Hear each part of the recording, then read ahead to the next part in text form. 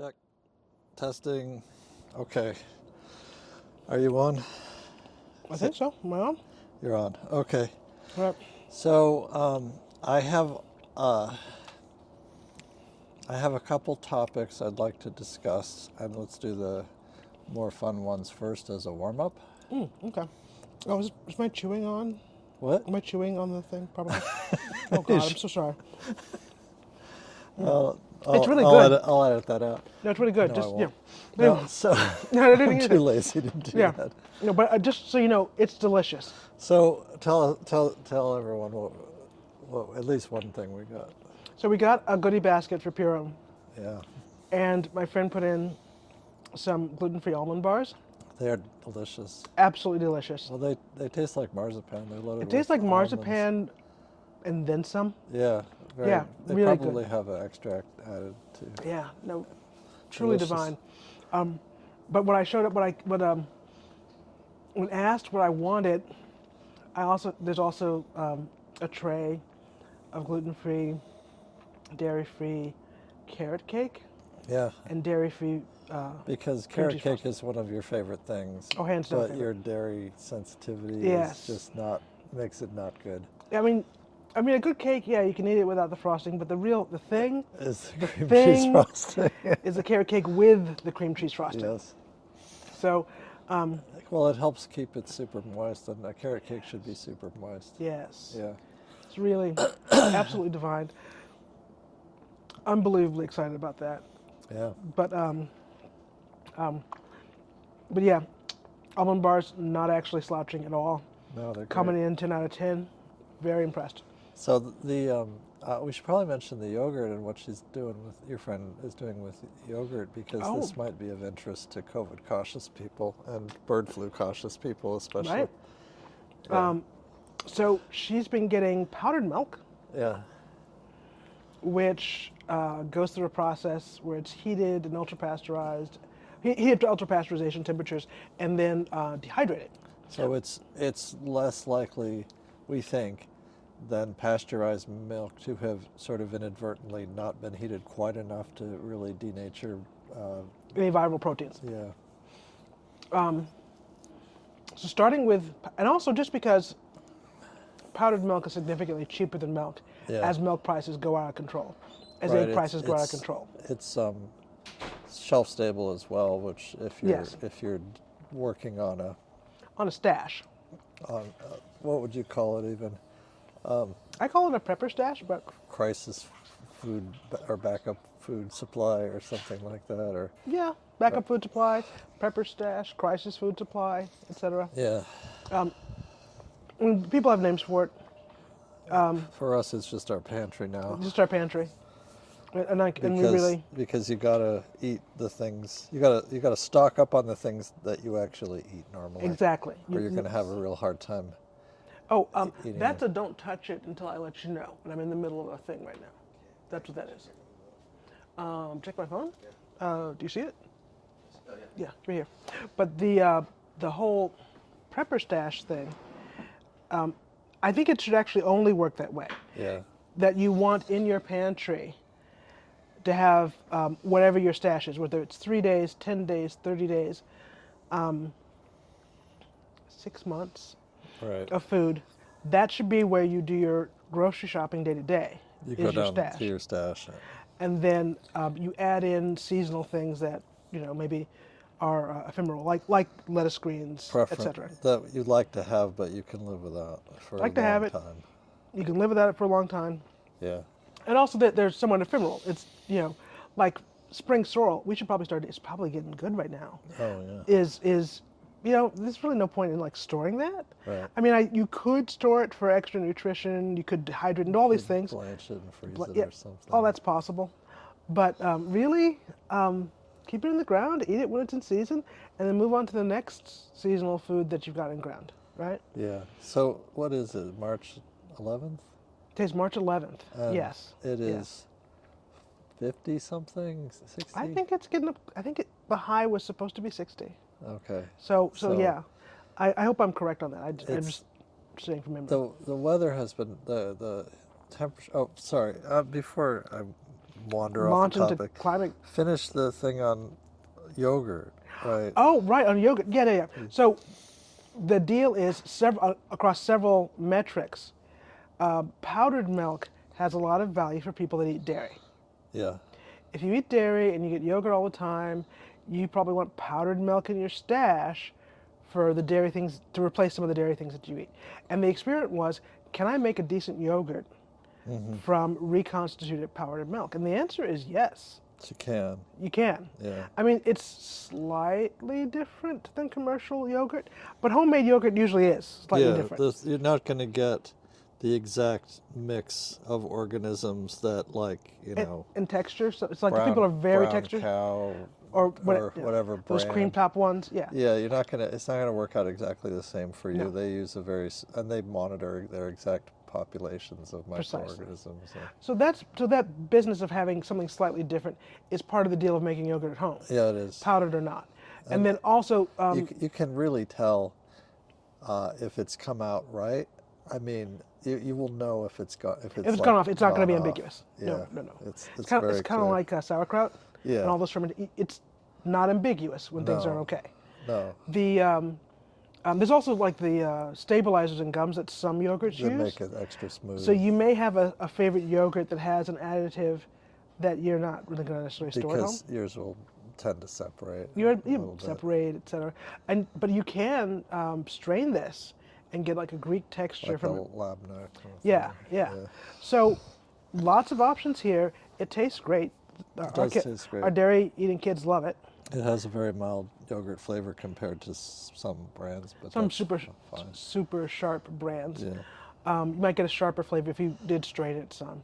I no longer, we don't buy it, but I like the Siggi from the Icelandic yogurt. It's really good. Yeah, that has really good. a sharper flavor. My holy grail is trying to find a good organism for making yogurt from coconut milk. Oh, it can be done. I've never tasted one that I thought was good. Yeah, exactly. So that's why the quest continues on unabated. Right. But so powdered milk. If you eat dairy, consider it for your stash. It's worth having.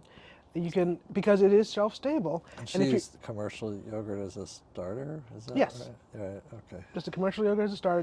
Nothing really fancy here. Right. Nothing really fancy.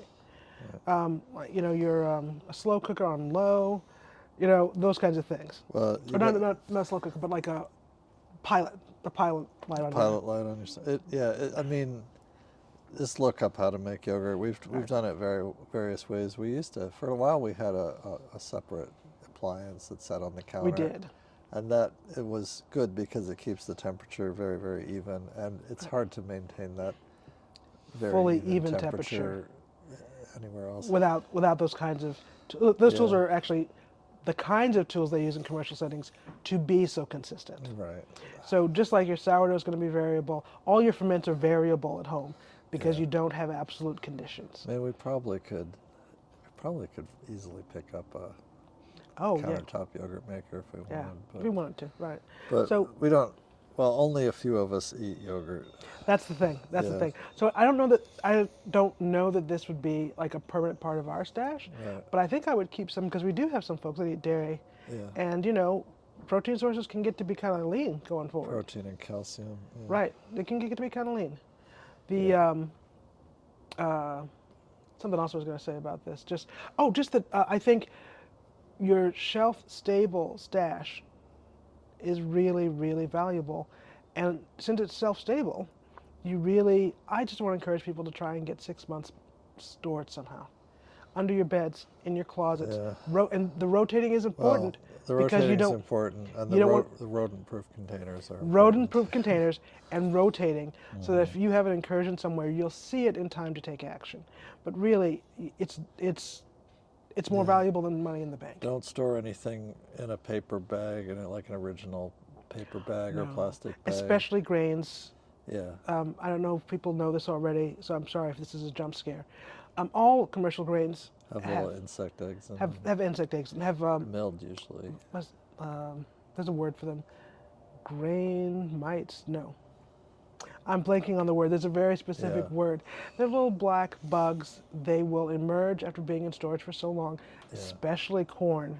What we find is if like we get a bag of pancake mix, and it comes in sealed packets A sealed inside the packet. box, like Yes. right, multiple sealed packets. Yes. They look completely fine, Yeah. There's nothing. There's nothing visible in and it. then we open it up and use half of it, and Yep. then it sits in the box again for a week or two, and the stuff that's left has little tiny bugs in it. Yes. And did they come in there from outside? No, they were No. in there. They hatched once enough oxygen Once they had was enough getting oxygen, into the egg hatched. Yeah. Yes. I'm totally gonna remember. There's like a common name for them, not even the scientific It's name. okay. If you And see it's not gonna be if you see on a the tip of few my of tongue. these things, just cook them for God's sake. Don't throw out. Like they're tiny.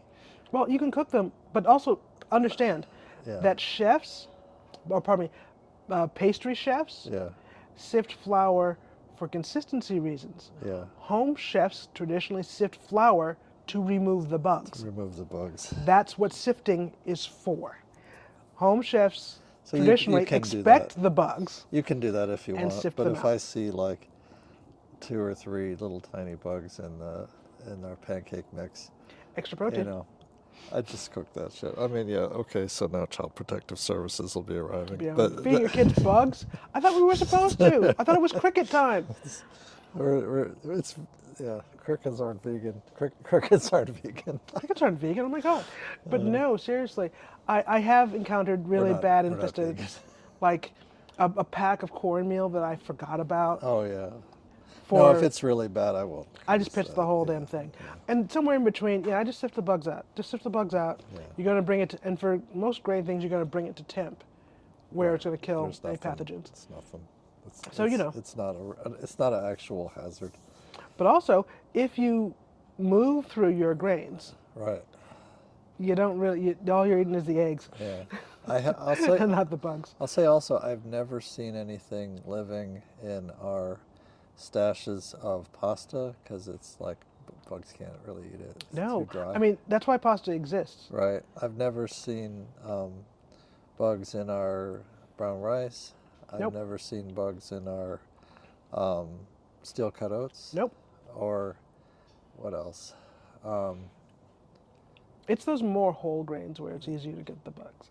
I don't know how that works manufacturing, but Yeah. they tend not to be there. Well, anyway, so I don't see this or granola either. So, so there's lots of things you can keep and completely skip the bug issue entirely. Right. But for your milled flours, Right. you want to get That's you where want to you'll get see through them. That's where you see them, and you want to move through them. So yeah, we've discussed this at length in previous. Oh yeah, so get your stash Conversations. together, and consider powdered. I would advocate powdered milk for Powdered anyone milk. that eats dairy. Now, for those of you that don't eat dairy, or maybe know you need to stop, maybe this is the moment.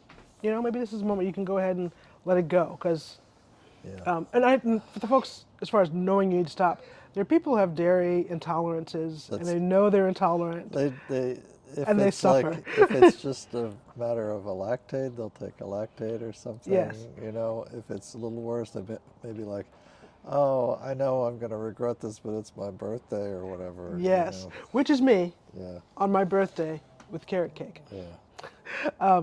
So this could be a big deal if I've got a vegan cream cheese that really passes muster. Yeah. So we'll see. We'll see how it goes. And good luck on your stash building, guys. Stash building. So I was commenting on the temp because we're actually we're in an unusual situation for recording today. Yes. I'm sitting out on the porch, on the deck, where it's sunny, and Gorgeous. I'm a few feet away from Grace, who is actually in the house in a chair, In a chair in the shade. in the shade, and I'm doing this because I really could use a little sun on my bare skin.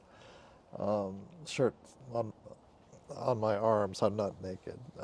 On my head, scalp, and face. Oh yeah, yeah. Yep, I can confirm he is not naked. But you have a long-standing issue with sun exposure. sun sensitivity, it doesn't give you sunburns, but you break out in weird These weird little hives. hives. This weird little rash. Almost like when people say they're allergic to the sun, that's what they mean. That's what they mean. They're Yeah. not talking about sunburn. I don't get that. Our daughter actually came out and she was playing. She was up really early for some reason. She was running around the yard playing because it's so nice out today. And then she found a sled, Yes. which obviously there's no good use for a sled today. Nope. And just sort of sprawled face down on it next to the back of the house where it's probably reflecting a lot of heat. And she just fell asleep. Took a nap. So we just, Thought maybe we should we keep didn't it want her alive. to get too sunburned, although the sun's getting low, but we put a coat over her so she won't get sunburned. But we're not going to wake her up. No, I She think- wants to take a nap in the backyard. There's nothing here that's going to harm her. No. Although, if this weather stays like this another Ticks and skeeters 24 hours, ticks and mosquitoes, yeah. gonna be They're out. not here yet, but ugh. Cannot believe these friggin' ticks and skeeters. Skeeters are even worse than the ticks. I'm honestly. seeing flies and stuff already, you know, so, yeah. And Hate that for us.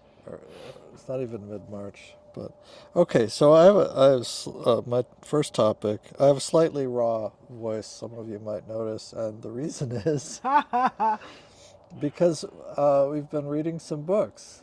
Out and loud.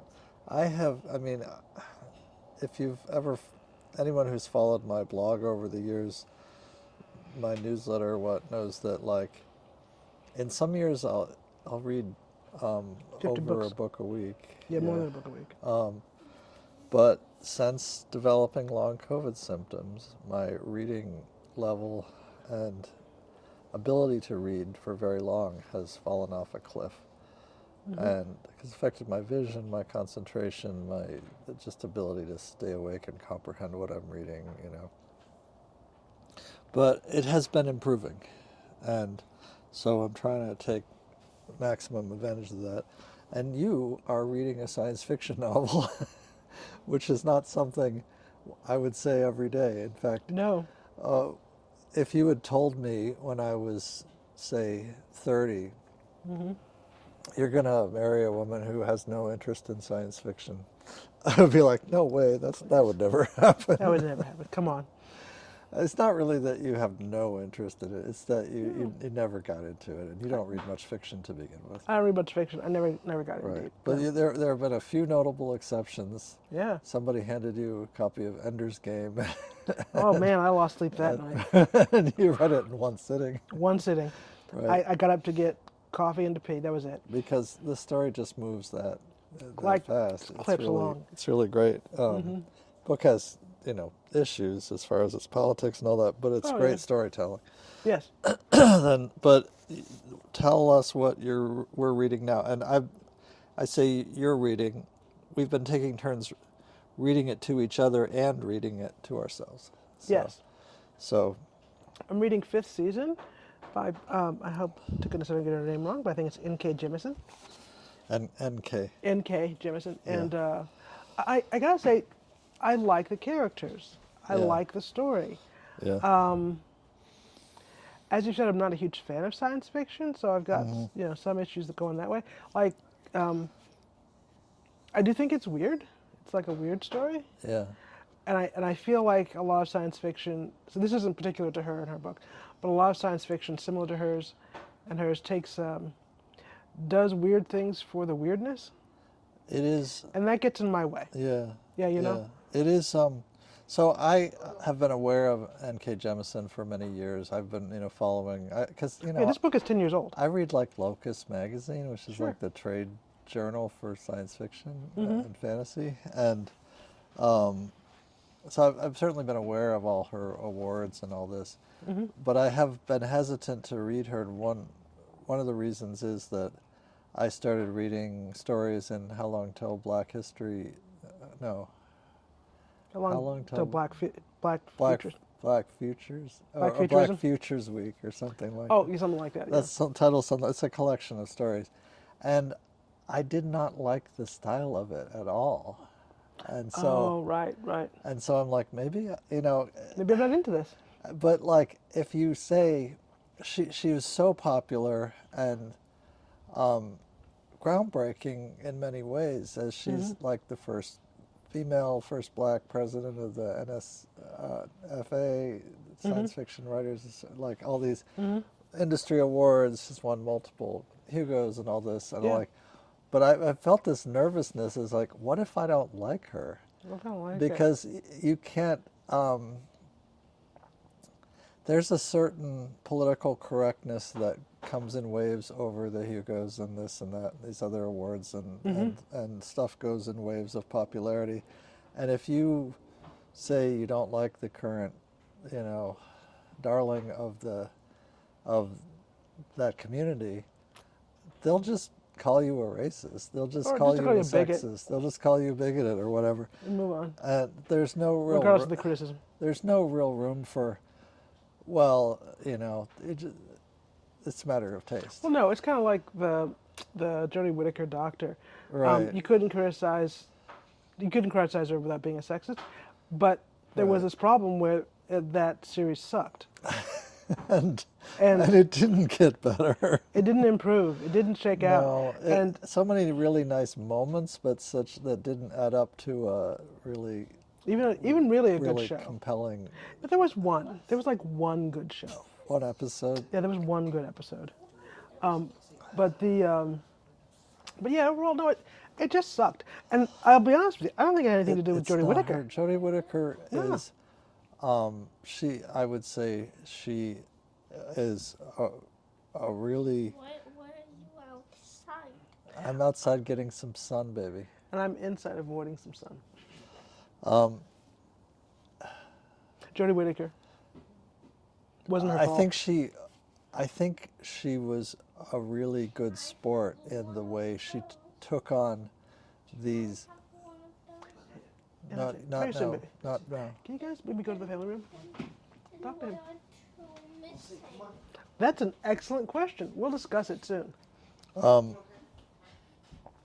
I think she was a really good sport in taking on these mediocre scripts and in And delivering the best she could with it. and doing the best job she could with it, which was pretty good. She's a fine actress. Yeah. Actor.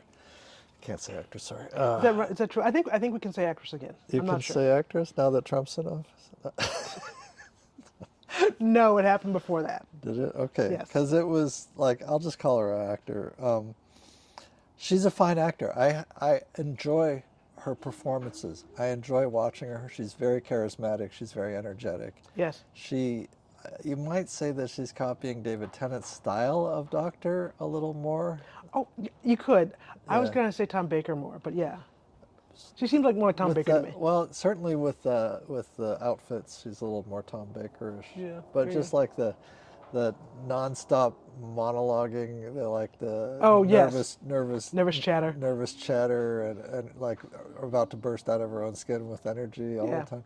All that. She's fun to watch. I have no shade towards Jodie Whittaker whatsoever. Nothing negative to say.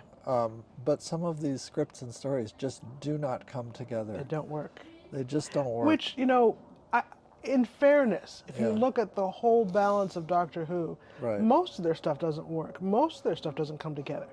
But we'd come into a new era where they had scripts and stories that went really, somewhere. Really popped. Some Really great, popped. Some great stuff And- that won Hugo Awards. Exactly. And even the storylines that didn't go anywhere, because I felt like Amy Pond went nowhere. It was just Yeah. like a circular nonsense. But there were so many shows, individual shows. Individual shows that were stellar, great. even when the arc didn't really work. Arc didn't all really that well. go anywhere. Arc, and frankly, no one planned to take the Arc anywhere. But some of the shows were wonderful. That Arc provided a backdrop for doing some really great episodes. Yeah. I really didn't get any of that from this. And arc. like the 6-episode Flux season with Whittaker, not good. Not good. Just like so much work by the people who did the sets and production and props and costumes and effects and all. So much labor much labor. expended on such a poor story when you could do like one of my favorite David Tennant episodes, Midnight, a bottle episode, Yes. set in a spaceship or set in a like a bus, Like a bus, a train, with car, the something. with the windows blacked out, Yes. and one of the most riveting episodes there is, like made on the cheap. Man on the cheap. It was all in good acting and good writing. Yeah. Yes. So- So, for whatever reason, they didn't have access to the good writing. So, Yeah, Yeah. Chibnall has a way of doing she has certain bad habits, and I could go into the things he does over and over and over and over again. And honestly, if you really kind of, not just break it down from a writing standpoint, but break down like what was happening in the episodes, it was pretty offensive, honestly. Yeah, but the writing, just the dialogue, the way he writes dialogue, always falls flat. Always, like he gets it going, Yeah. and then falls flat. Like Yeah. sounds off, sounds false. Just not good at dialogue. So- Anyway, so Yeah, we can go on. But so when you I had some of that fear. even about when this I book. mentioned that I didn't like that short story, Oh, I yeah, had the friends throwback. say, "Well, we know why you don't read more female science fiction authors, Paul." And I'm like, I have read almost all of Le Guin. I've read, I Not love Butler. a lot of female science fiction Yes. authors. James Tiptree Jr., yes, a female science fiction author. Correct. One of my favorite science fiction story writers of all time. And I've read her novels, which few people have done, right? Yeah. So, Maybe it's because you don't like black women. I'm just saying. yeah, that's it. That's certainly it. Anyway, I was pleased to learn Yeah. that I actually enjoy this novel. It is. Oh, yeah, yeah. It is. This is the first of a trilogy.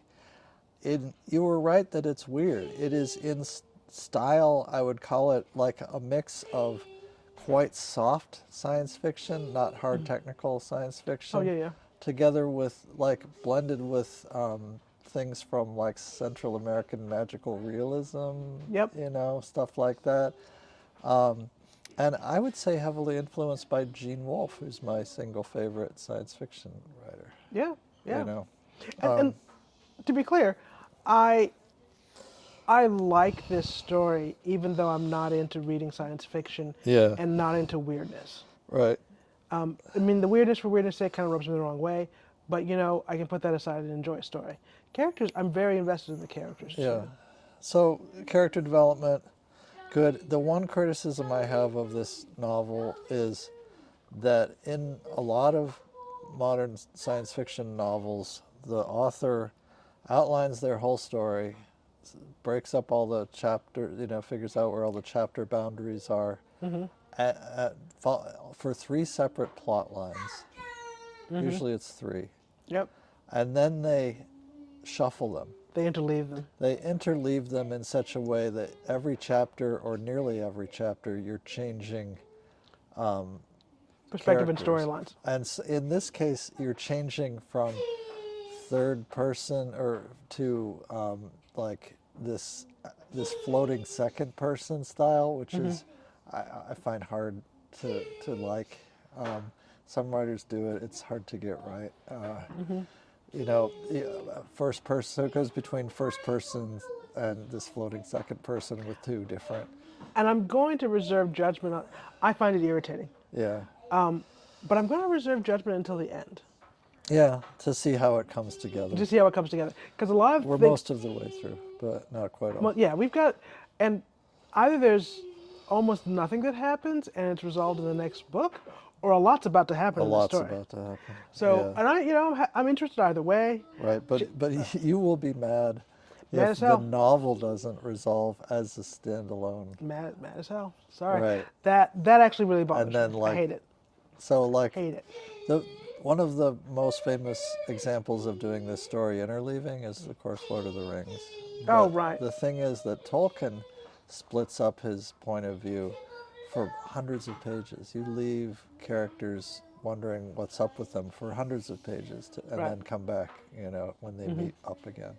Right. Right. But Well, and but I should say the reason I'm reserving judgment is that both in movies and in fiction when I read it, yeah, sometimes people do that for a reason that makes sense afterwards. Yeah. And it's a specific technique to destabilize the reader, so the reader's experiencing the destabilization of the characters as they're reading. Yeah. I'm okay with that if that's what was going on. Right. But kind of like the weirdness, I'm not really here for that just for the sake of doing that. So, I'll reserve judgment.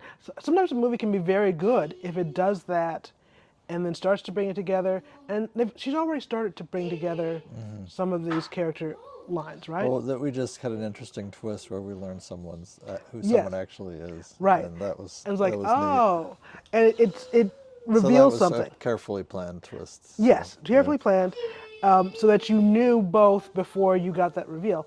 I'm okay with that. That's fine. And you want to heighten awareness and heighten the dichotomy of what's happening. Heighten the contradictions. Yes. Yes. And maybe this is valuable for the whole story, and I just don't know yet, and I'm okay waiting to find out. Yeah. Well, so I'm enjoying it. I think it's Oh, good. yeah. I think it's better than I expected. I've already decided to read the second one, to read the whole trilogy, Oh, so because okay. there'll probably be some nonsense that I'm waiting to find out about that's in the next book. Right. Okay, so I'll get on top of that and order some used copies. Yeah. I want to mention a couple more books. Oh, yeah. I started reading, I got these a while ago for the kids to read, and specifically for Veronica because she watched the TV series. This is called Lockwood Co. Oh, yeah, yeah. And I think it was on Netflix. It's we have a DVD. It's a, I guess I'd call it a low fantasy horror series or ghost story. Like low fantasy in that it's sometimes called urban fantasy, the genre, where it's like it's fantasy, but it's very close to an alternate contemporary world, right? Yeah. Right.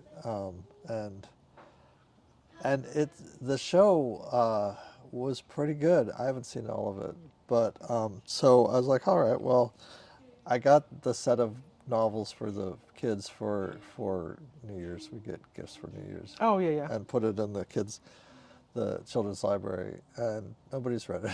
So I'm reading it. so Take I that. pulled out the first one, like, well, shit, I'm going to read this. Yeah. It's quite good. Oh, is it? I was prepared for the style of, because it's one of these authors, these children's authors that cranks out series, right? Oh, yeah, yeah, yeah. And yeah. I was prepared for the style to be really workmanlike and dull, but it's quite good. Well, and there's also this thing where, like, if you read the series in one setting instead of waiting a year or two between books, all the seams are exposed. Yeah, Right. right. So we'll see if I'll even read past the first novel. But the miniseries has a weird pacing problem where, like, they spend 4 episodes to tell you. A lot of miniseries do this. They spend 4 episodes covering the material from the first book, and then the next 2 is like they cover the other 4 books in the next 2 years. Right. Something like that. The novel's called The Screaming Staircase. The author is Jonathan Stroud. The series is Lockwood and Company. Got it. And it's about young ghost hunters, right? Best like kind. paranormal investigator. Honestly, even though a lot of that genre is not good, I'm a sucker for paranormal investigation stories, going back to the birth of the genre, which is depending on Oh, and she got up and came by herself. depending on how specific you want to be. It's William Hope Hodgson was one of the first. Yes. But also,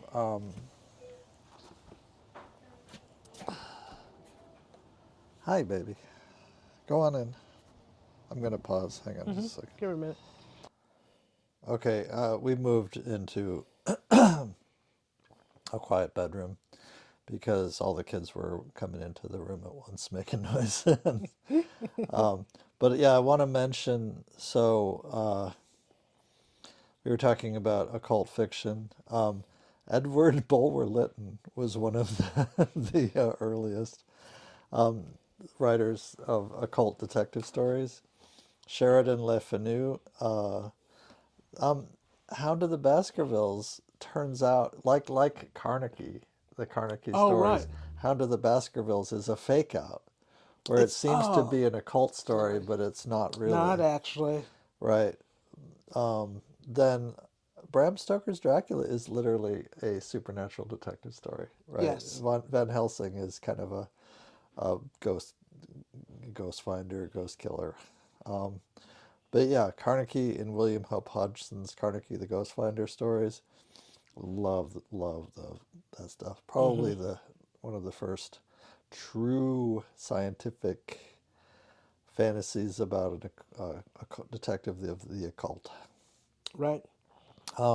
Seabury Quinn, Jules de Grandin, Manly Wade Wellman, and I have a whole series of volumes of collected stories of Manly Wade Wellman, great writer. Hmm. A lot of these older stories, they're not very politically correct by modern Oh, standards. So you're gonna have yeah, to by deal, most standards, honestly. yeah, you're gonna have to deal with that, right? If you read this stuff. But I I still love very many of them. Hmm. And that goes through to Jim Butcher's Dresden Files. He's a wizard character. I wouldn't call him a supernatural detective, but he fights supernatural beings Right. and becomes one. Right. There's I'm trying to think of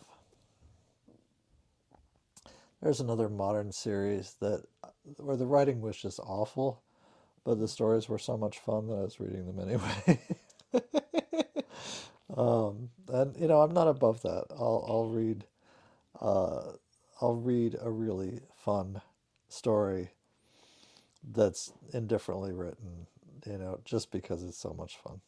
Um, but yeah. Anyway, so all this is the uh, Lockwood and Co. story you can think of as coming out Oh, of this right. tradition, with the twist that it's kind of mashed up with Harry Potter in that the main characters are all children, They're all children, right? right? It's because in this world, supposedly, it's the children that can sense the ghosts and find them, so they are the ones that actually work for the supernatural detective agencies and sometimes die working for the Yeah. supernatural Yeah. detective Yeah. agencies. So, anyway, so I want to mention that book. I haven't gotten that far into it. Maybe it'll get bad, but so far I'm enjoying it a lot. Hmm. The I've also, for some reason, I, I don't entirely understand.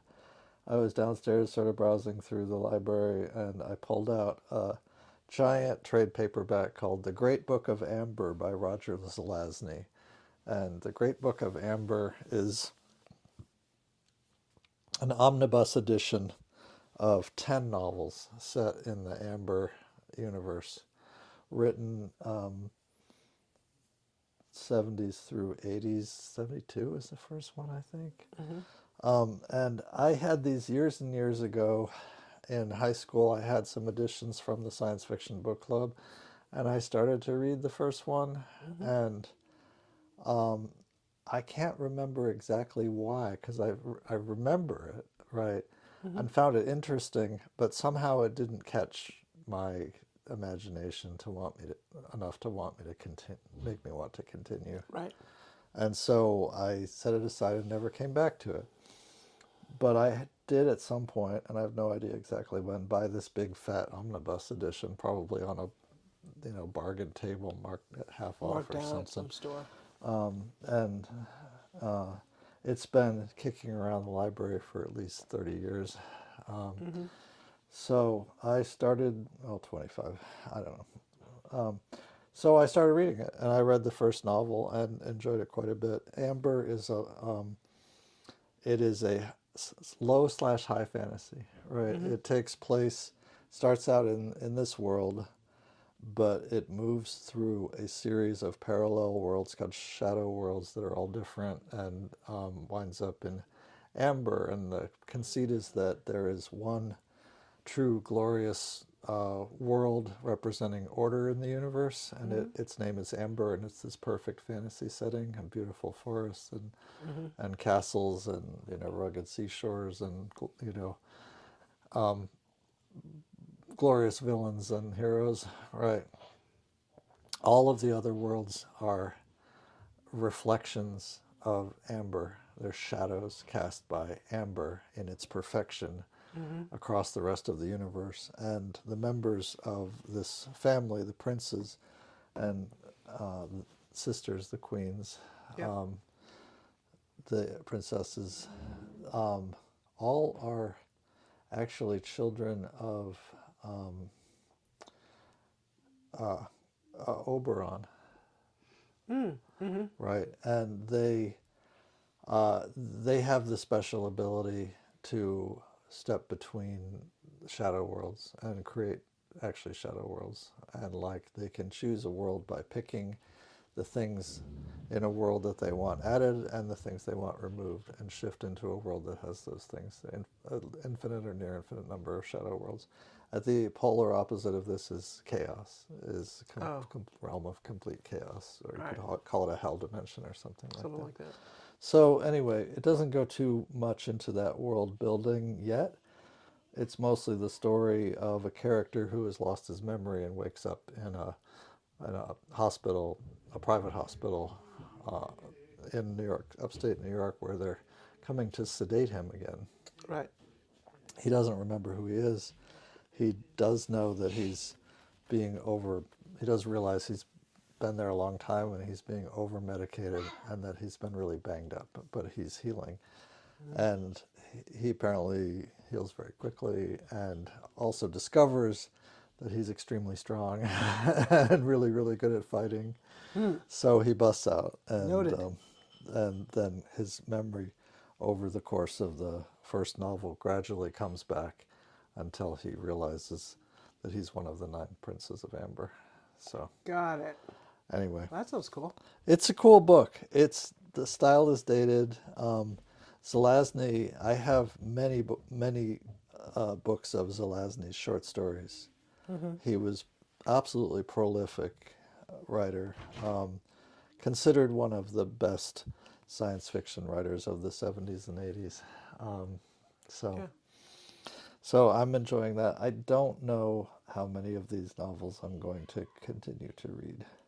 Right. I've also been reading Rudy Rucker's Ware trilogy. I'm almost done with that, or tetralogy.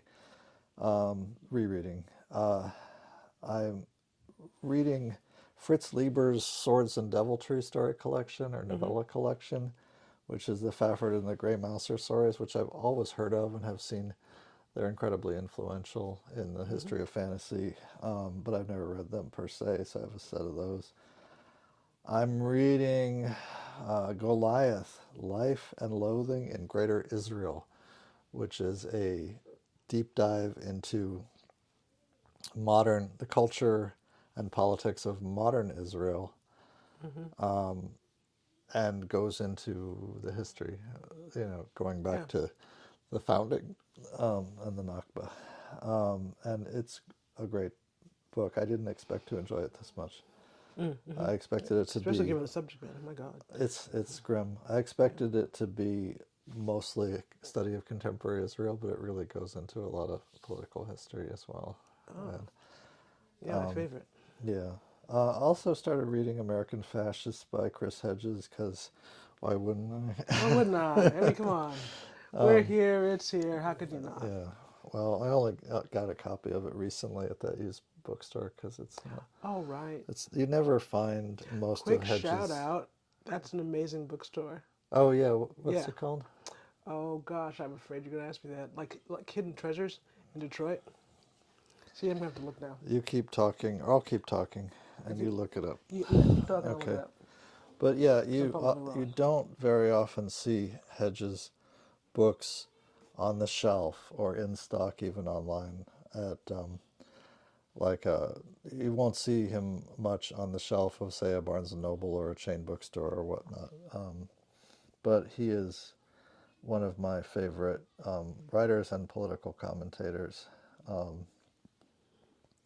and this book is about basically this unholy alliance between contemporary evangelical Christian culture and political fascism. So, yeah, so there's that. Oh, I'm remembering an article I read about it. They called it a hidden treasure. The name of the bookstore is Detroit Specials Used Books. That's right, Detroit Specials. I could think it was like a sports team or something. Yeah, the Detroit Specials. They should sell a T-shirt or a sweatshirt That looks like like a sports team. and Absolutely. it's Detroit Specials. Yeah.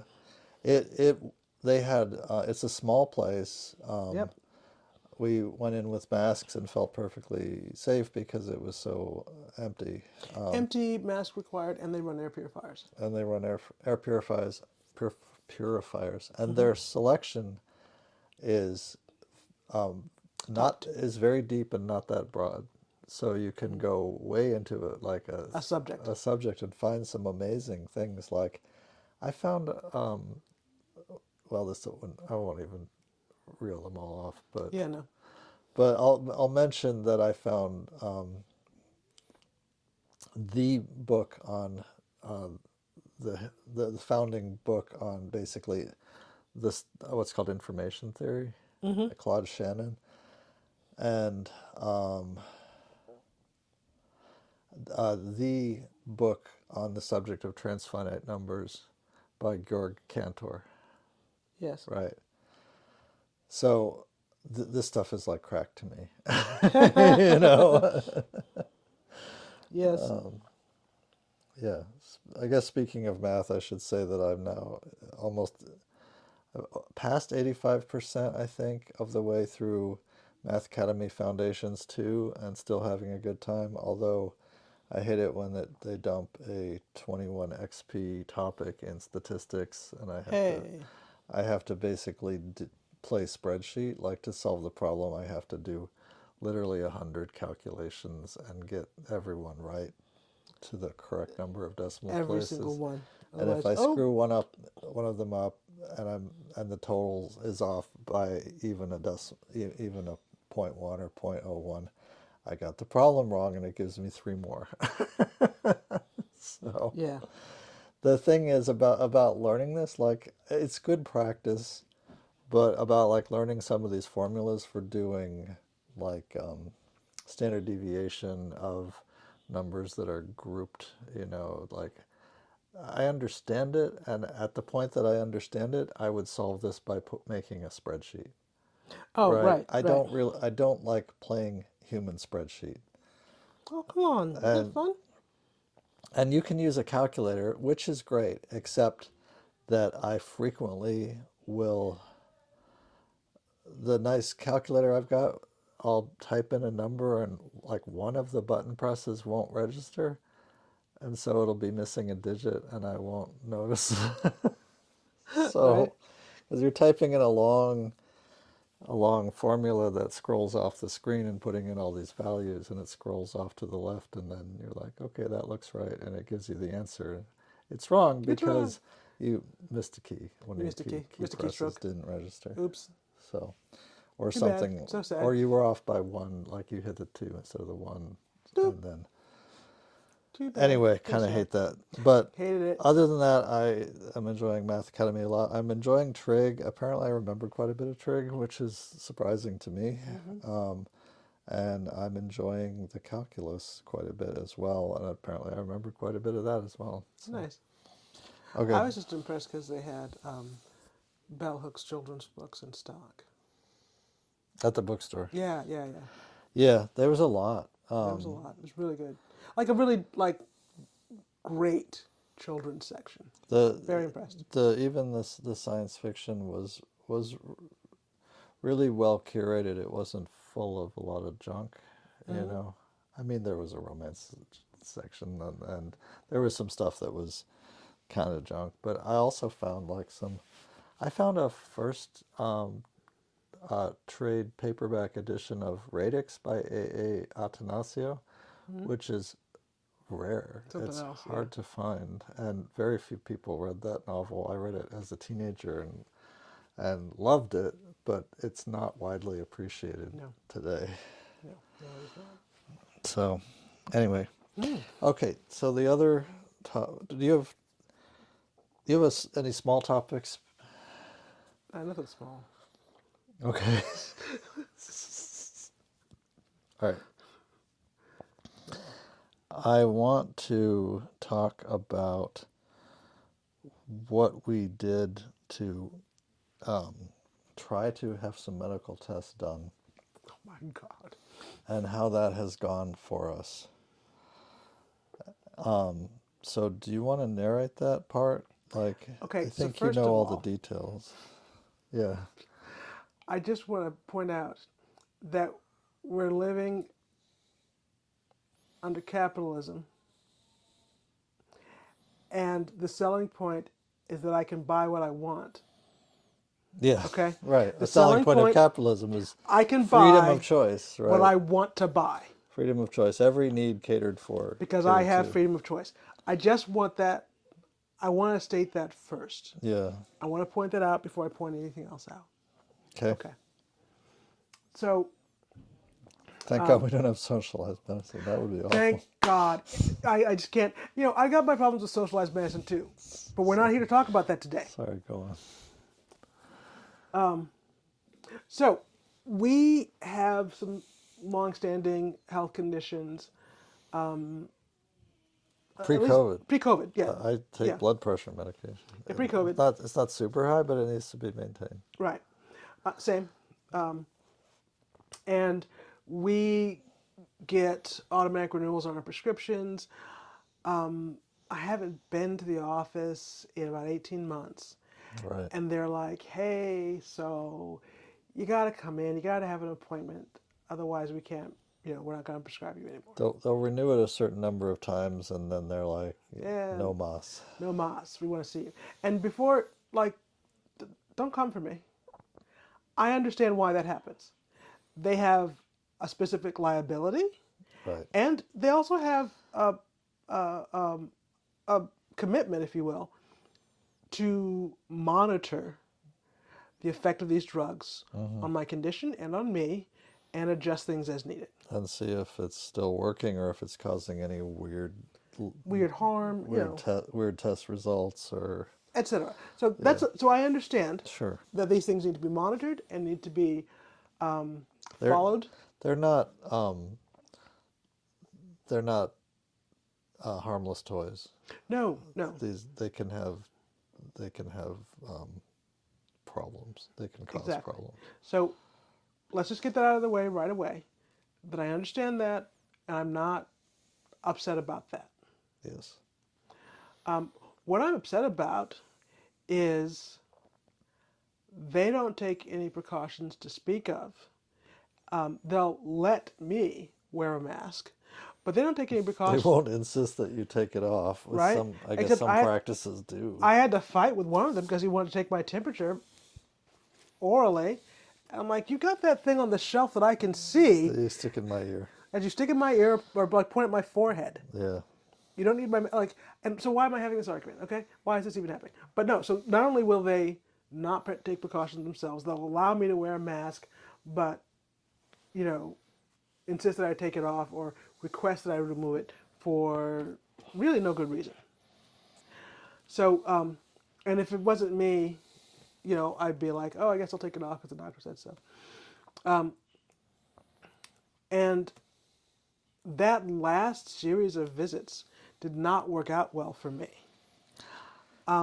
Yeah. Something changed. Something got really Something changed. I was sick for, I want to say, a week, and had some really strange complications that I could not explain. I got no follow-up. I got no help. I had to threaten them to get them to run any tests in response to that. And it seemed like possibly some of that fallout was an adverse vaccine reaction, not to a COVID vaccine, but to a shingles vaccine. Maybe. But you don't really know. No, we have no idea. Yeah.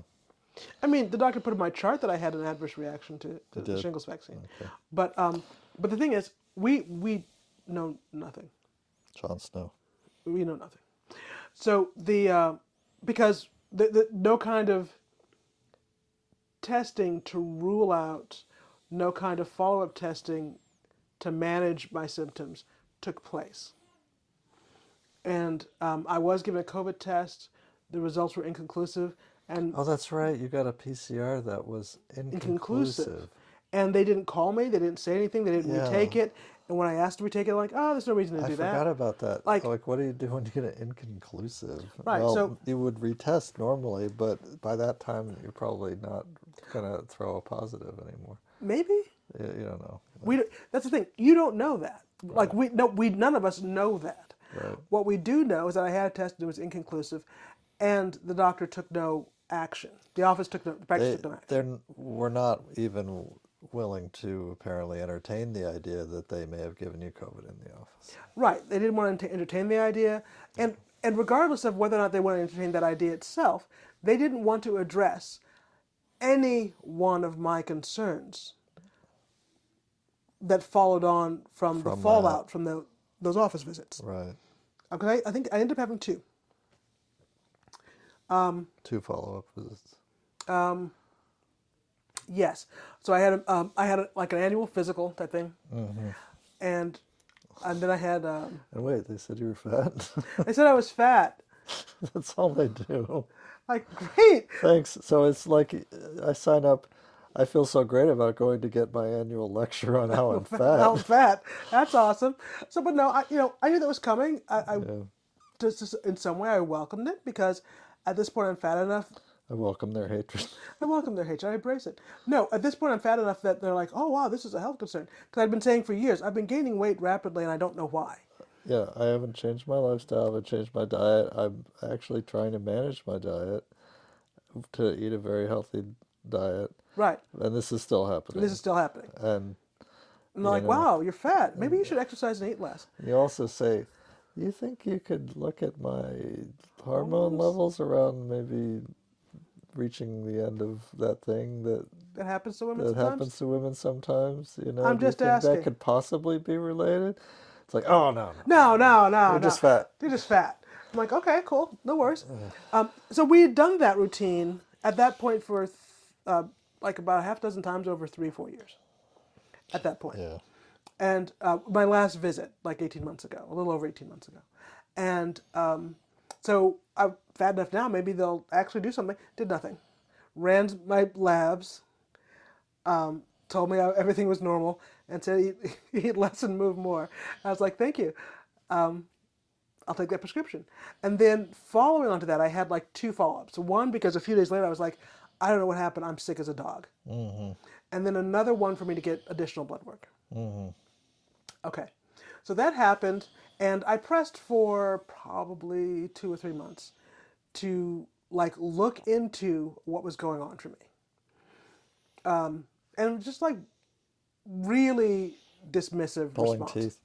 Like pulling teeth, Yeah, absolutely which dismissive. I should say, I don't think it's entirely sexism because I've gotten the same reaction to talking to them about my long COVID symptoms, tinnitus, and all these dizziness and all these other things. And I will say, though, that these are, I think it's not sexism per se. They're just saying that to me because I'm a woman. But I think it is sexism in this way. Those symptoms are widely reported by women. Oh, absolutely. Right? So I think it's that kind of sexism. Sure. But rather... Well, women do report long COVID symptoms more than men. Exactly. Statistically now. So I should say, It's not clear whether that's real or whether that's just men are less willing to admit that they may not be able to work. Right. You know?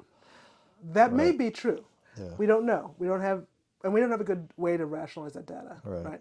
But the a lot depends on exactly how you ask the question. exactly how you ask the question, because if you ask someone, so, are you in the 45 to 55 age group, or are you in the 52 to 62-year-old age group?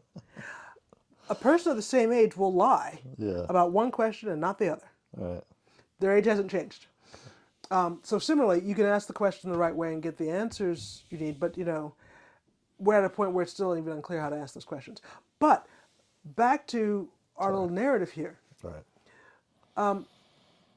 what was clear to me is once their liability as physicians was no longer in question, they had no other things that they were going to look at or explore. Full stop. Like they weren't going to pursue anything else. That's really what it seems like. Yes. So once they'd met their legal liability towards me, Yeah. that's just like what's the word he liked to use? That's just deconditioning.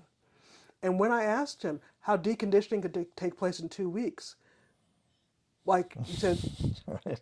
he said, "Oh, well, maybe I guess it's not conditioning," and that was the last conversation we had. Yeah.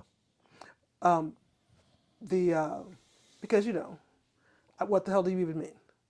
So, In my case, it's not. I mean, I am deconditioned, yes, no, sure, but also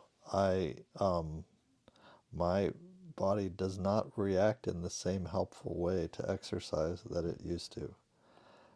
I used to love to work out. I used to love to exercise. I would feel physically fatigued, but better in every other way. yes, Like after a workout, I'd have sore muscles. I'd be tired. I'd sleep really well, but every other way, like mood-wise and mental acuity and everything, I would feel better. sharpened. It's the opposite now, Yes, and we're doing a little too much physical activity sometimes, which really sometimes isn't very much. Like not I did too much cooking. I stood too long, yes, right? I will be just wiped out the next day and unable to think clearly, and a weird kind of fatigue that's deeply unpleasant. you know? yes, Plus dizzy, or unable to walk while feeling steady, and all kinds of stuff like all that that. stuff. Yeah. So yes, but that's not their problem. Who are they? They're just our doctors. They're just our doctors. That's not their problem. So we started getting emails 6 months after that visit. Hey, it's time for your checkup. Hey, it's time to come check up. And honestly, I had no motivation to go into the office Yeah. as long as I was getting prescriptions filled. They finally got to the point where like, hey, we're not refilling your prescriptions, damn it, until you come in this office. And I said, hey, I'm not coming in that office.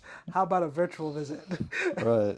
Right. And they hammed and they hawed, but they gave us both virtual visits. And they were kind of like, well, won't you come in, Paul? I mean, like, you didn't get sick last time. And I'm already sick. okay. I don't have any specific reason to believe that I got COVID or anything else from the doctor's office. But I was not happy with my care when talking to them about my long COVID symptoms. Right. So, And, and at least for me, what is clear is that they're not going to do anything about the concerns right, that concern me. right, The one thing I expect them to take care of is to continue prescribing me medication after they've had an office visit. Because, again, they're legally liable if any harm comes to me and they refuse to prescribe and didn't have me or didn't record that I was in some other physician's care. Right? yeah, There's some loopholes for that, but broadly, they're supposed to make sure you have other medical care before they stop prescribing medication that they know you've been diagnosed with, that they've prescribed in the past. that they think is like not just of minor importance, but that being off it could lead to excess blood pressure or stroke or whatever. Well, and specifically, it's not just my blood. It's any kind of medicine that they expect will lead to mortality or morbidity in the event that you have to abruptly stop taking this medication. Right. And so they have Which I've done now. right. Well, yes. So that's a liability that they have. So they are very invested in at least getting the tests on record they need, so they can continue prescribing, so that they are not legally liable for any harm that comes to you from not having access to your medications. Because if they've prescribed it and you don't have insurance, that's not their problem. Right. If they've prescribed it and you move, Right. 'cause that's another thing. You move, they can't find you anymore. Okay, not their problem. They've prescribed it, you've changed doctors, and that doctor changed your prescription. Not their problem. Yes. You are a patient in their care. Right. And if They don't like you to just kind of opt out without being in the care of another doctor. They right? really don't. So you could say, "Oh, I'm not going to use your facility, your team anymore." They want that in writing before they leave you alone. Yeah. Well, maybe Okay. we need to do that. You maybe not. Let me just, because I don't know that we're going to get a better experience anywhere else. That's the problem. That's the main problem. So we had that conversation that we would do a virtual visit. You did a virtual visit. It's very unsatisfying. And I was trying to find some other doctor's care to be in so I could deny it, so I could just say, no, don't give me this visit. Couldn't find one in a short time span and went to a virtual visit myself. So you had a visit, I had a virtual visit by February 3rd. Mm-hmm. Dear listener, it is today, March 11th. March 11th. So they said, okay. And actually, we didn't get a blood work order. Like you and I didn't get a blood work order. He spoke to me and told me blood work to get. He did an email on the patient portal to tell you what blood work to get. Yes. So Said at a minimum we would want this and this, this and and this. this. And so I contacted first Quest Labs, and it looked like it was going to be Quest Diagnostic. Quest Diagnostics. Sorry. And it looked first like it was going to be a capitalism triumph. I was going to get on their website. I was going to order an at-home blood draw. Going to order the specific blood draws we wanted. Have someone come to our home where we have all the medications in place. We would have this person mask. We'd get our blood drawn. Lickety split. A week from now, we'll have our scripts. Fantastic. Ready to go. Right. We won't run out. We won't run out. Quest Diagnostics did the whole thing. They took our money. They took our money. That's the and then main they thing. called us and said, "Hey, we don't offer that service where you are." And actually, that was the first question on the way to getting our money. Yes. And they said, "Yes, you're in luck. We offer that service where you are." On the website. On the website. You look up your zip code. You look up your zip code, and because they won't let you make the purchase unless they, right? Which makes perfect sense. Makes perfect sense. So I made the purchase. They take the money. They call me 2 days later and say, "Hey, so actually we don't provide that service where you are. Sorry." And I'm like, "Hey, so It took what about that 10 money?" days to get all our money back. And it took 10 days to get the money multiple back. phone calls. Because they refunded part of it, but not all of it. And they had to get on the phone again. We eventually got all of it back. We eventually got all of it back. And by this time, it's, we've had Valentine's Day. It's the middle of February. We're riding high. And Riding high. and actually, I still didn't have in writing a lab order for me, right? I just had his verbal thing, right? So now I'm going to try something else that a friend of ours has used called Get Labs. Oh, and I should have mentioned this earlier, but a complicating factor is that we do not have health insurance at this time. Right. Don't talk to me about Medicaid unless you want another Lecture. podcast and lecture, A future one. a future one. But I don't know, maybe you do. We can do a deep dive, I guess. But but we don't have whole insurance this time. For most of this conversation. So we're paying out of pocket for the visit. We're paying out of pocket for the blood draw. We're paying out of pocket for the. I am doing still at home. unemployed, and we're almost out of money. As of March 11th, right? That wasn't February 3rd. That was March 11th. Right. That's today. And so I'm really feeling like, hey, listen, I'm buying this service. You just tell me what I want. Okay? So Quest Diagnostics won't. Now we're with Get Labs. And Get Labs is actually, people near us have received this service. So I know they service this area. You knew that it can be done. I know that it can be done. It can be done here. They were squarely on the website about scheduling you without insurance information. So before I gave them money, Yeah. I said to them, I spoke to their customer service agent, and I said, hey, We need to self-pay. we need to self-pay. Is that okay? Can we buy this if we're Service. paying out of pocket? So I know we can pay you out of pocket, but if we're paying the lab out of pocket, is this something that you'll do? They're like, sure, no problem. Just tell your phlebotomist when they get there. Yeah. I'm like, okay, great. So we buy it. Mm-hmm. Do you know what? The last minute, literally the morning of. The morning of, like it was 24 hours before. Okay. Like, they're like, oh no, we don't have your insurance. I don't know if Well, we can do I it. kept getting text messages. Like panic text. Like, we need a scan of your insurance card. I'm like, I'll give you one. It says it's not valid. Not valid, but you can have it. And so, Honestly, they might have taken that. you know what? That might have Until been our they lives easier. processed it right? later, right? But I'm calling the doctor's office. I'm calling them. I'm calling the doctor's office back. And now I'm their secretary for both the doctor and the lab. You're doing this constant Like- intermediation, like a gopher running between the two, Right? trying to set up. And so we go back and forth. Our doctor sends them an updated form indicating that we don't have insurance.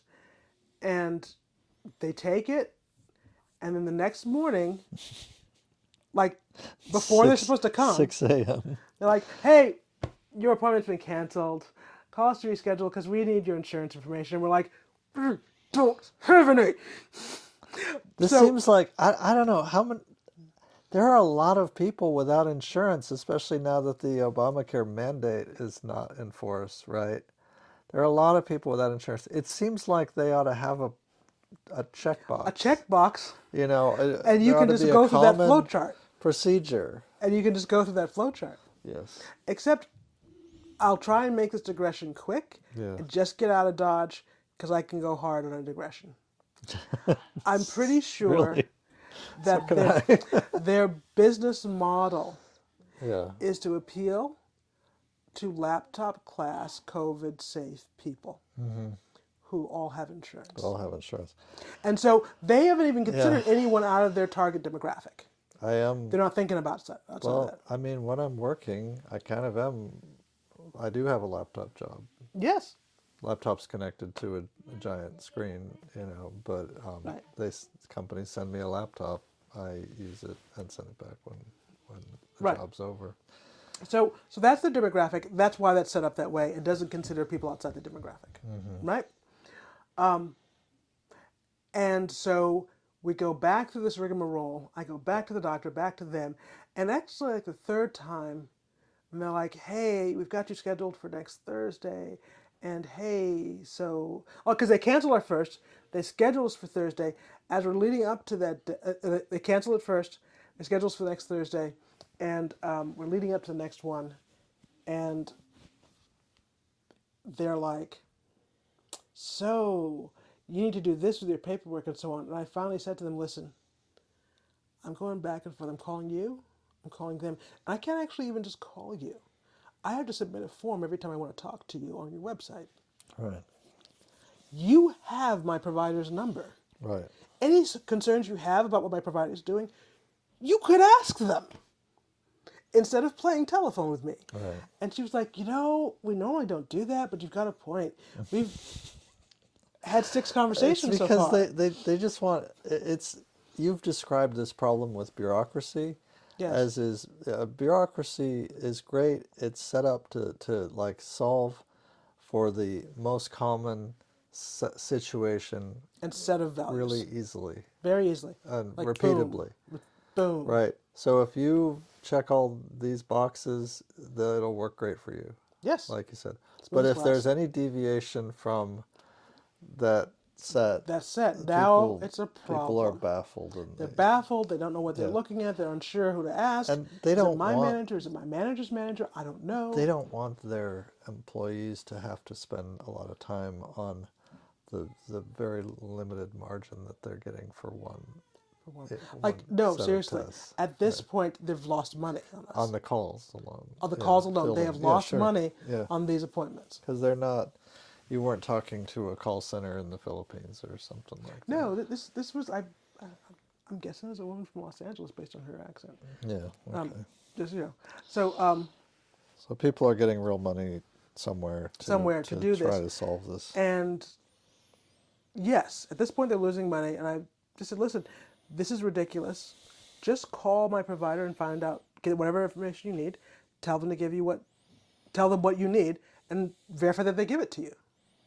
And so they did, and then the next day, even though they left me in the dark, we got notified at the last minute, we're going to be there, yay! Right. So we did it. It was great. I got my blood drawn, and it actually, the phlebotomist She did not show up in a mask, which we were surprised by because that was another special request, right? Actually, it wasn't supposed to be a special request. It's supposed to be what they do Their standard. standard, Right. okay. But she was willing to put on a mask, and we had our home, all the windows open, and our Sierra boxes running, and so Our spicy water humidifier. spicy water humidifier. Hypochlorous acid is spicy water. So, the phlebotomist was great. She was great. Her blood draw technique was virtually painless, very Yeah. professional, very friendly. And I gotta say, she did not seem shocked or horrified by being asked to or expect to wear a mask. No, Like, which is a thing sometimes, right? but then you went to get your blood drawn, and it was not a total shock, but No, she couldn't draw my blood. And she was absolutely unwilling to stick me a second time if she didn't have a good vein. yeah. Like, if she didn't have a solid vein, she didn't want to try again. This is not a surprise because you have many times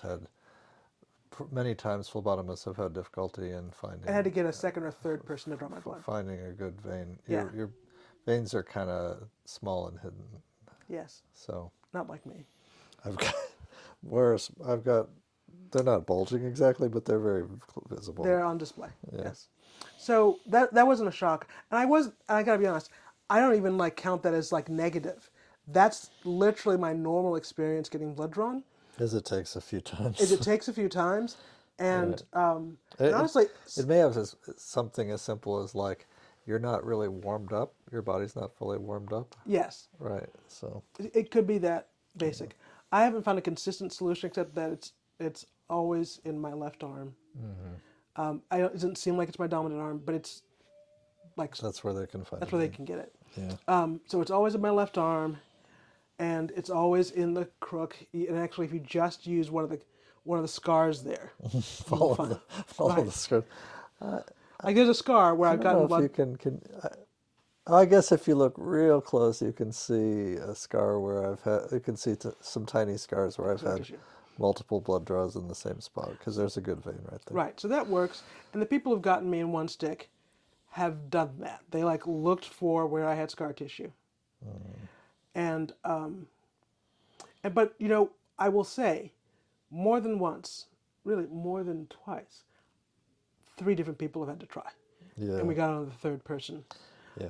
Now, so really, that's not something I'm holding against them or thinking about as a negative. This is. drawback. I mean, we should just say this is mostly because of your numerous labor and delivery experiences. Oh, right. The reason I've had blood drawn so many times, and, right? and not just Placed blood IVs. draws, but like IV locks on your hand or what? Right, my hand, my arm, etc. Yeah. And frankly, it was a positive experience for someone to say, "Listen, I didn't get it. I'm not going to torture you to get this." Right. That's nice. That's nice. And she, indicated that they'd be in touch. They would reschedule me. They tried to get me to get in the system and pay for a third blood draw. And I had to get in touch with them and say, "Hey, listen, I don't think that's how this is supposed to work." If it all works out, and we did wind up paying for 3 visits or 3 draws, I'm not going to scream about that. It wasn't that expensive. It wasn't that right? expensive. But still, right? But we haven't. It's keep going because the situation has yet It's to be not resolved. done. It's not done. Right. So I get back on with it. I'm like, "Hey, as I understood it, you guys were supposed to come back out and try again because you couldn't get a blood draw. Do I pay for that again? Is that really how it works, or what?" And they said, "Oh, well, we're happy to reschedule it, no charge." Once I got into their customer service loop, Right. like their automatic thing was, get back in the queue and buy another one. And back and forth on that 2 or 3 times. I'm just saying, so that to make sure that she got paid. Yes, I I want her to would get be paid. willing to pay for an extra Visit. 'Cause, extra yeah, trip. she came out twice, right? Yeah. And so, and I also had to get into a back and forth with them about where your labs went to. Yeah, because it's been It's been 2 weeks since you've been, yeah. how long? It's been 2 weeks. Oh, it was the 28th. And today's the 11th. It'll be on Thursday, day after tomorrow. It's almost 2 weeks. Yeah. And I was checking into the patient portal after a couple of days, waiting to see your results. my lab results. So I'm getting in touch with them, trying to reschedule. Getting in touch trying to find your labs You've been on the phone every day and email. and email between the two different lab companies and also the lab for our doctor Yep. and then our doctor's office itself. Yep. It's been a real journey. It's been a real journey, and I do greatly appreciate you taking the lead on taking the hit, because at some point I would just be, you know what, I'll just die, fuck it, and Fuck hang it, up never the mind. phone. That's what I would say. Well, no, and surely many of you would be like, I'll just throw on a mask and go on to one of these facilities and get a blood draw. Yeah, And but it's, you know us, it's more than a little the principle of the fucking thing. You know, I mean, Yeah. it is the It is the safety thing that we want, but it's also like this should be possible, and it is an injustice that it's so Not hard, hard. right? Because you know the people that need this Yeah, are the people who that can't are sick, do all that this are really bullshit. sick. They can't. Yes, They can't do they're all this. homebound. They have long COVID. They have yes, And they're the people that need this. right. They So may I or may mean, not have insurance. we're better able to negotiate all this than many, but you know, we are insisting that we get the service the way that we want the service. Yeah. Even though I am now out of meds and off my meds. Because you're now out of meds. I have like another not serving dose of Serving. of my meds. Oh, those tasty meds. So yeah, also I want to have a conversation with my doctor about. Because we want to follow up. I want to follow up. I want to see what he has to say about the test results. I want to actually change a med. Yes. And I want to try adding metformin specifically, not necessarily for my blood sugar, which hasn't been abnormal, but as a long COVID treatment. Yes. And that's off-label, and some people may feel some kind of way about that. Although he did put it in a thing for A1C. I'm interested to see what comes back. But what's A1C? it checks your A1C levels for diabetes. Oh, to check your blood sugar levels for put the that last in 3 for months. you or for me? For me. Oh yeah, I've had that done before, and although my individual sugar readings have sometimes been a little high, that reading did not indicate that I was. Hey, maybe I'm diabetic now. I don't know. That would be. Let's find out. That would be worrying, but it would explain it. And honestly, I'd like an explanation. if he does put you on metformin because of that, then we have maybe a test case to see if that helps long COVID symptoms too. So there's that. So I am perversely hoping that I have high A1C. Right. That's why I've got. Oh, I know what it is. That's the. So they'll do it like one of them is a short-term blood sugar, and the other Yes. is like it's a proxy for your long-term stability Correct. of your blood sugar. Yeah, Yes, yeah. correct. And typically, I want to know my cortisol. I would love to know my Because that's the cortisol. thing that's really fucking me up lately. And I've developed this. You're very sensitive to histamines, mast Mast cell activation. MCAS, mast cell activation Syndrome. syndrome. So you eat food that has histamines in it, and you'll get quite sick from it. Right. It'll really Yeah. kind of throw you for a loop. Yeah. So anywho, we got the information. We found out where your blood was delivered. We called the place. We got. So it didn't. Information. I was gonna be so pissed if 2 weeks later I found out. They couldn't deliver it, so they just tossed it. put it in a biohazard bin. Moved on. And never spoke to anyone about it again. Went to the So it was delivered. the bio waste disposal incinerator.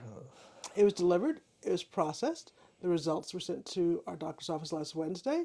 For some reason that we don't yet know, it has not been uploaded to your patient file. We think they sent them to emailed it to the wrong person. I think they emailed it. Yeah, I think they may have emailed it to Another the wrong doctor with a W. with a W last name at the practice. Okay, so that's there. I have followed up with them, and I had the laboratory resend the results. To the right doctor? Hopefully. I asked them to, but I don't know what's We happening. don't know what's going to happen. So at this point, this morning, my rescheduled blood draw took place. And it worked. It worked. She got me Fantastic. in one stick, Fantastic. fell in and out less than 10 minutes. fantastic. Was fantastic. She's really, that's what I was trying to say. She's really good. I'm impressed by their service.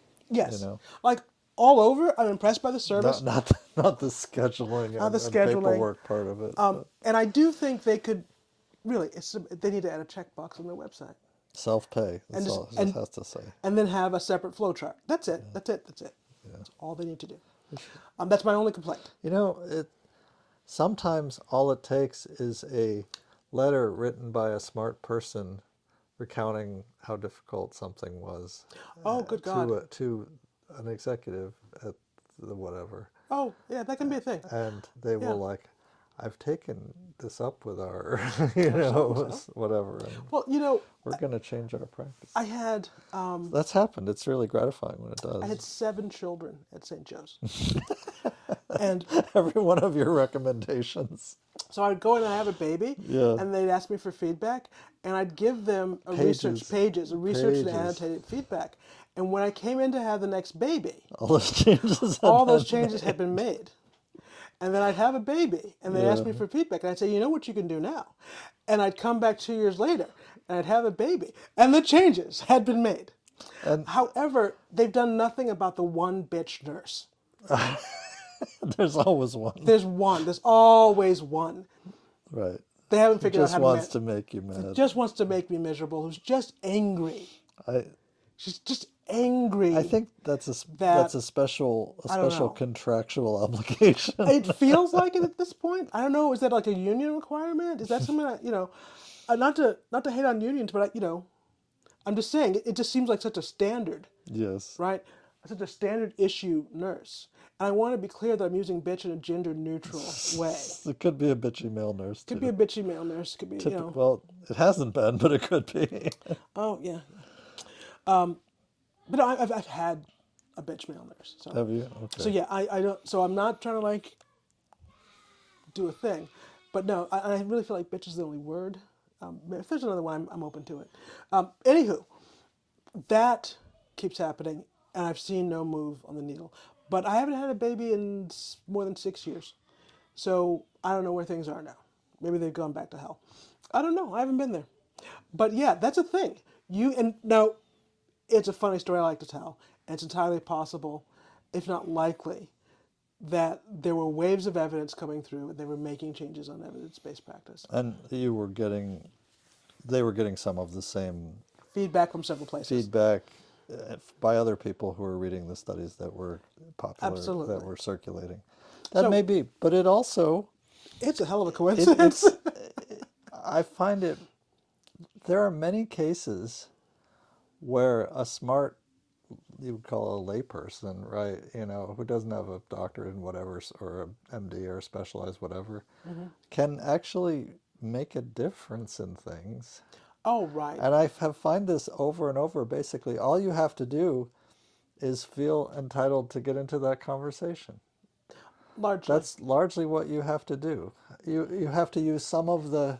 You have to use some of their language. You have to use enough of their language that they don't just write you off as a crank or an idiot right out of the gate. But if you can do that, like I was just telling you earlier, I was looking back at some of the blogging I was doing in 2006. And I was getting a lot of feedback on my programming blog talking about techniques of Haskell programming, and a lot of the feedback was coming from people who I now know were PhD candidates in computer science, right? Right. And I don't even have a formal bachelor's degree in computer science, but I was getting a lot of positive feedback and people encouraging me and enjoying what I was writing, and so I was like, oh yeah. So you can study stuff on your own, and if you stick with it over a long period of time, despite having no credential, you can develop considerable expertise. Oh, absolutely. And in this case, I do plan to give them some feedback. And not like angry feedback, but some really constructive criticism about how this can be a better experience. And what I would need to experience before I'd recommend it to someone else. Right? And because, yes, the actual service experience was great. Yes. Right? There's all the ceremony around it, All the ceremony making around it happen. Lovely person came, did the service, and went both times. Yeah. And she was very concerned that since she had been called back, that someone else had tried and not been able to get it. And I was like, no, no, no. Oh, so they tried and failed? They tried and died. I hold at your arm the Gom Jabbar. And I survived. I don't think I'm the Quitsets Haderach, though. Or how do you say that? I don't remember. Quitsats Haderach. You use that rhyme with a Quitsats Haderach. Give a worm a bone, palm what deep goes rolling home. No. Oh, I I do. don't. Okay, you do. You do. I don't. So, yeah. So that was today. They should have my sample in 72 hours. My doctor's office should have results. The samples have been delivered already. The samples are at the lab. They should have results from the lab tests by Friday morning and afternoon. And we'll see what happens next. We'll see if they can find your lab results. Yeah. Hopefully they get mine, and hopefully they can write us a new prescription. Yeah, I am And consult hoping with you on yours. that he will actually consult with me. But I suspect what will happen is CVS will call us. we'll just get a text message from CVS saying we have a prescription to pick up. And it's like, oh, because they're trying to spend as little time on us as possible. Absolutely. Right.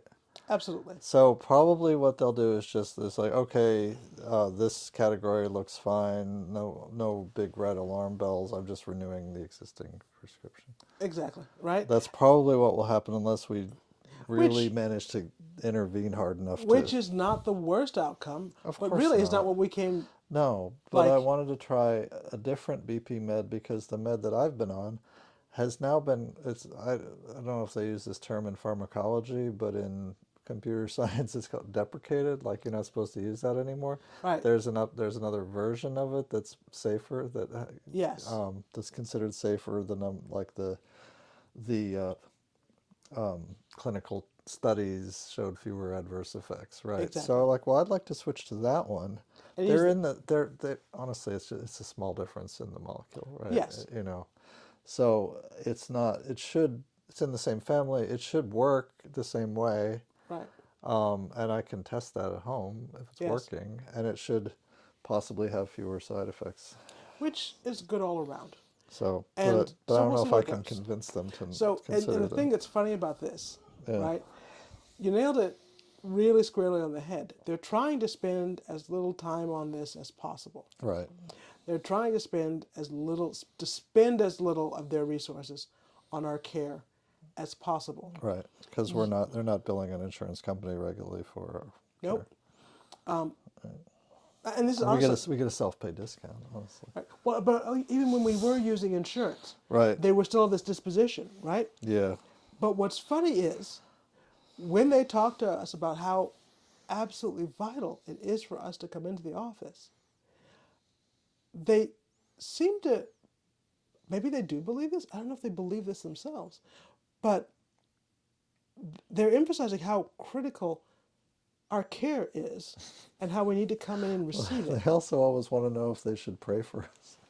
Which, sure, why not? There are Christian practices. So, but I just find it kind of funny that I've been arguing with the doctor all this time and he won't do anything to help, that I get an email follow-up. So would you like our team to pray for you? Like, Or I'm like, actually, no. I'll pray for him. Pray for you. I want you Motherfucker. To stay, I want you to stay out of hell, motherfucker. All right, so I'll keep you. I will hold you in prayer because I know where you're going. Bless your heart. Bless your heart. No, All due respect. if they want to pray for me, that's fine. I don't care. I don't care. But no, it's a rich. I mean, I'm praying for me, Jesus. It's rich Yes. to get that question, and it's rich to get this hard sell about your care and how important it is for people who actually really don't want to spend any time on you. You're fat, lose weight. Do you want me to pray for you? Wow. You suck. I'm sure God cares. God cares. I sure as hell don't. So yes, seriously. And what's funny to me is they'll tell me I'm fat when I came to tell them that I'm fat. That I'm fat. And they're like, yes, you're fat. that you had gained a distressing amount of weight, and you considered this to be a problem and wanted to figure out the root cause and what could be done with it, not just a lecture on.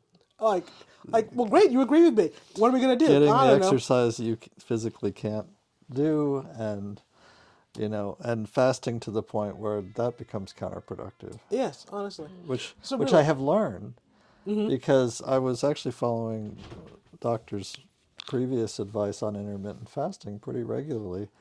I found it to be counterproductive with my long COVID symptoms, yes, right? yes. That eating extra calories and extra protein, especially extra protein, has a very noticeable effect. And I don't mean just like my USRDA of protein. Oh, I no, mean no. like double my.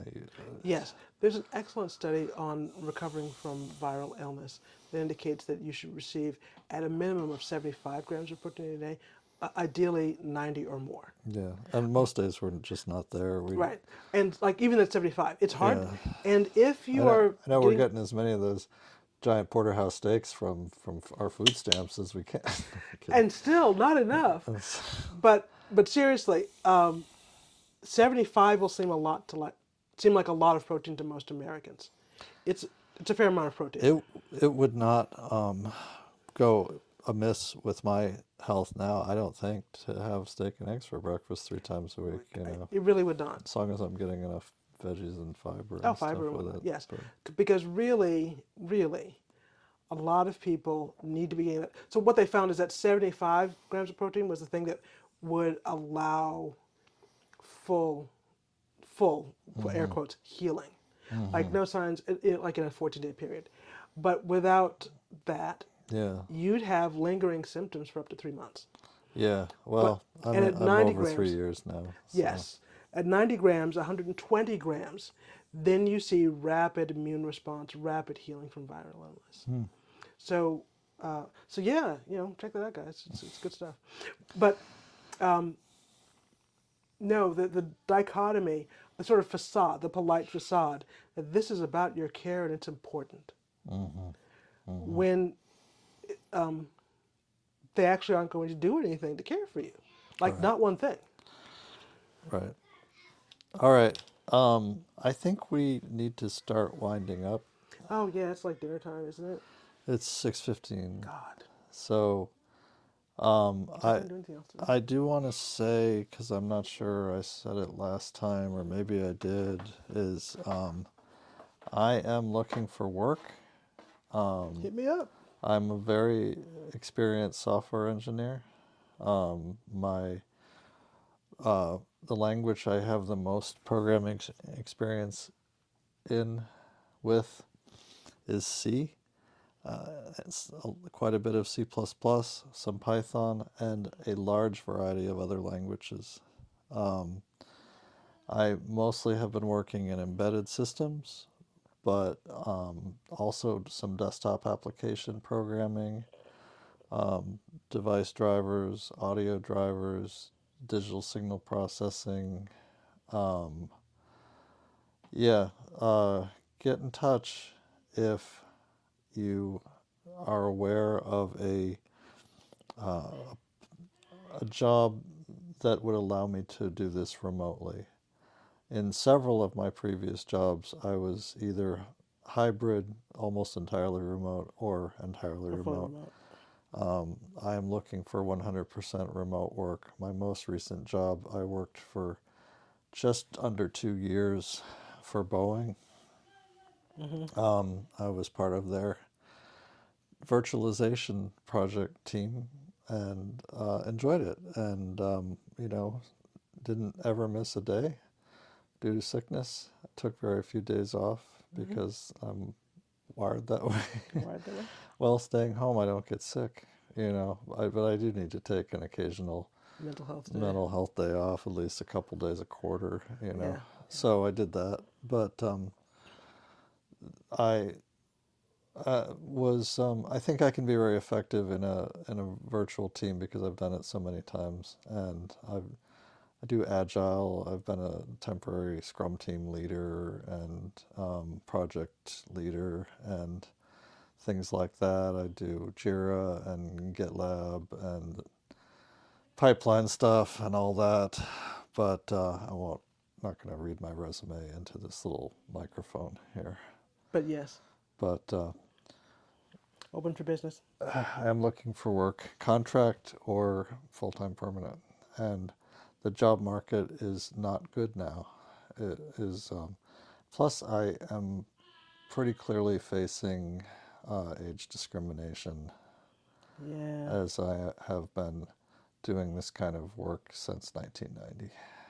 So, Yep. anyway, any final thoughts you want to squeeze into this episode?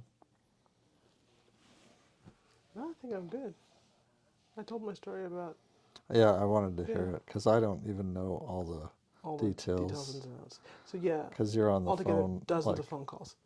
you're on Daily, the every phone day. and sending email pretty much every day, and I don't So yeah, hear yeah. or read all February of them. 3rd to March 11th. I mean, technically, you could say it started with your appointment in January, right? To Like first to of get January, some lab tests so we could get a prescription refilled before it runs out. before it runs out. Yeah. And we started like 2 months before it ran out. Yeah. Oh, goodness. All right. Take care, everyone. Take care. Stay safe. Bye bye. Bye.